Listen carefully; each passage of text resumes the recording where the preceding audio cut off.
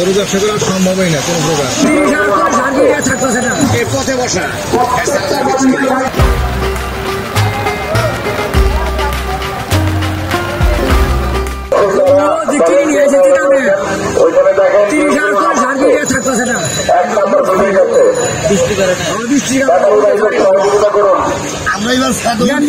পানির মধ্যে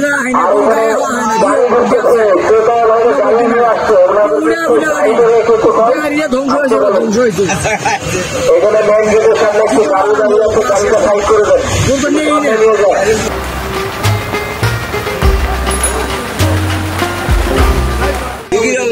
ভালো না। বৃষ্টির দিন বৃষ্টি সারাদিন বেঁচে কিনা ভালো হবো না, ভালো হতে চায় না, কাজ সবাই পাঠাচ্ছে না, এদিকে তোমার দুঃখ হতো।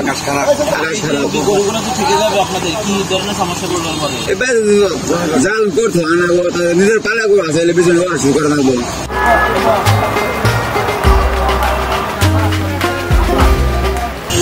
আমি গরু কিনছি আপনাদের গরু মনে করেন এই যে 1,40,000 দিয়ে গরু কিনছি, পয়সা দাম করতেছে 1,10,000 এরকম। 1,20,000 দিয়ে কিনছি, দাম করতেছে 90, 80। বেশি ভালো না বাজার। বাজার সম্মুখে কাস্টমার বৃষ্টির কারণে আসতে পারতেছে না, তার জন্য আর কি বুঝতেছি যে বাজার খারাপ। দূর দূরান্ত থেকে আমরা আসছি, শেরপুর থেকে আসছি, বগুড়া থেকে আসছে, কুষ্টিয়া থেকে আসছে, বাজার বসে না। বৃষ্টি থাকলে তো বাজার একদম বসা, এই পথে বসা। চারটা করে আনছি, একটা বেচা কেনা হয়নি।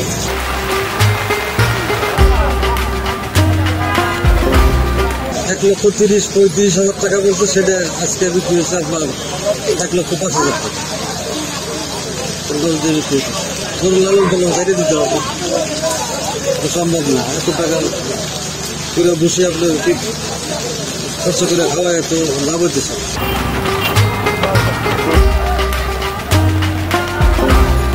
ভাই গরম খারাপ অবস্থা। আমরা গোপালগঞ্জ থেকে গরু নিয়ে আসছি, 14টা গরু নিয়ে আসছিলাম ভাই, মাত্র 2টা গরু বিক্রি হয়েছে, আর সব গরু হওয়া হয়েছে।